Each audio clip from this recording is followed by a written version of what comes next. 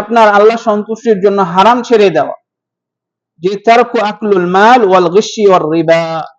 আল্লাহ সন্তুষ্টির জন্য আপনি ঘুষ নেওয়া বাদ দিয়ে দিয়েছেন, আল্লাহ সন্তুষ্টির জন্য আপনি সুদ খাওয়া বাদ দিয়ে দিয়েছেন, মানে যত রকমের হারাম কাজ আছে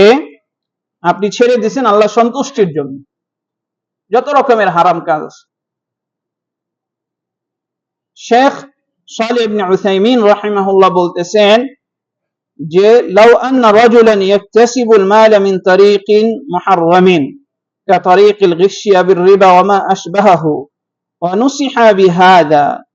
যে কোনো ব্যক্তি হারাম ভাবে সম্পদ উপার্জন করে, যে বিতারিকিল গিশি মানে ধোঁকাবাজি করে মানুষের থেকে সম্পদ উপার্জন করে, অথবা সুদের মাধ্যমে সুদের ব্যবসা করতে, অথবা এই রকমের ঘুষের মাধ্যমে মানুষের থেকে টাকা, অথবা চুরি করে,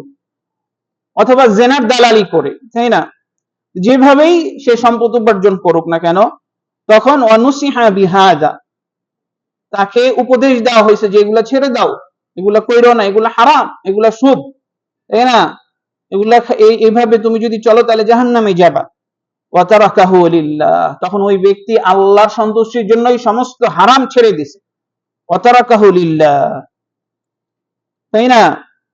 ফাইনাল্লাহ সায়াজআলুহু লাহু মাখরাজা ওয়া ইয়ারযুকুহু মিন হাইসু লা ইয়াহতাসিব, তাহলে আল্লাহ তাআলা ওই ব্যক্তির ইনকামের রাস্তা খুলে দিবেন, যে কোনো ভাবেই আল্লাহ খুলে দিবেন, তাই না, এবং তাকে এমন ভাবে রিজিক দিবেন যে লা ইয়াহতাসিব, সে কখনো ধারণা করে নাই এই স্থান থেকে রিজিকের ব্যবস্থা আল্লাহ তাআলা করতে পারেন, তাই না। তিন ব্যক্তি আপনার আল্লাহ সন্তুষ্টির জন্য তিনটা কাজ করছেন, তাই না। কিসসাতু সালাস আল্লাযীনা হাবিসু ফি দাখিলিল মানে তিন ব্যক্তি একটা গুহার মধ্যে আপনার হইছেন, আটকায় গেছে, তিন ব্যক্তি